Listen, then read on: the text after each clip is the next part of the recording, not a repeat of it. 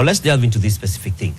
The recently released Economic Survey of 2025 by the Kenya National Bureau of Statistics, that's KNBS, presents a nuanced view of the country's employment landscape, revealing a significant reliance on the informal sector for job creation, while the modern sector registers more modest gains.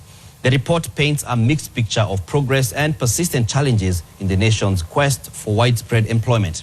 Nina Shaban has a detailed breakdown.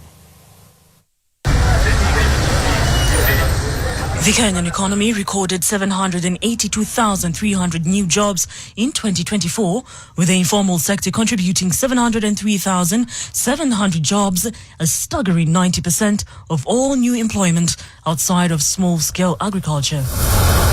This is slightly lower than the 720,900 jobs created by the informal sector in 2023.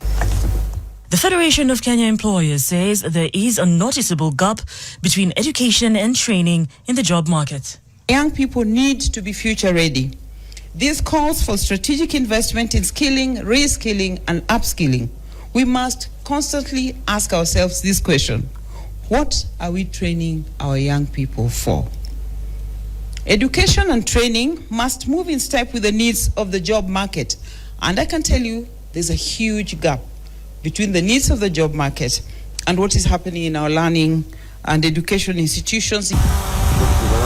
Employment in both the modern and informal sectors, excluding the small-scale farming, rose from 20 million in 2023 to 20.8 million in 2024.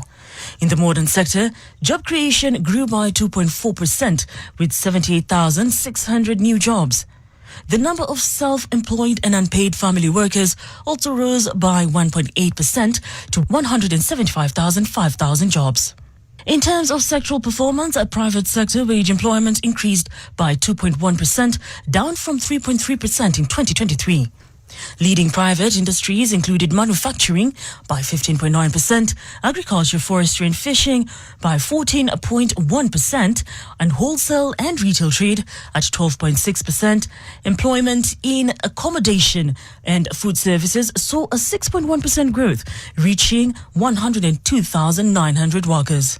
Public sector employment grew by 3.1%, slower than the 5.9% rise seen in 2023, and the top public sector employers were education at 45.2% and public administration and defense at 34.4%. The electricity, gas and air conditioning industry led growth with a 6.9% rise, followed by health and social work at 5.5% and education at 3.8%.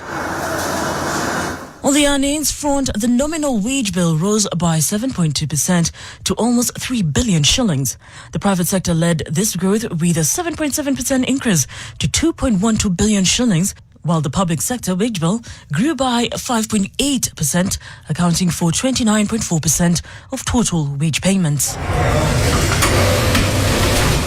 Average annual earnings increased from 894,200 shillings in 2023 to 933,100 shillings in 2024. However, real annual earnings slightly declined from 667,300 shillings to 665,400 shillings due to inflationary pressures. We will lead the way in transforming. However, Jacqueline Mugo remains positive that the Federation is taking different initiatives to better the job market. Initiative FKE has undertaken is an annual skills mismatch survey, and this is the one I'm talking about.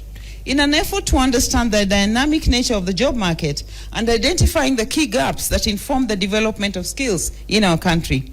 This helps us to anticipate the skills that will be in demand and guide our youth accordingly.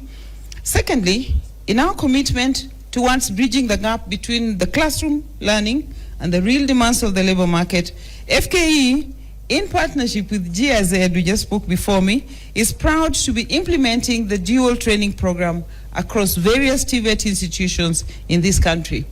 Through this initiative, we have successfully mobilized over 200 companies to provide workplace training opportunities, giving students practical hands-on experience in real work environments. While the informal sector continues to drive employment, the slower pace of wage growth and declining real earnings highlight ongoing economic challenges.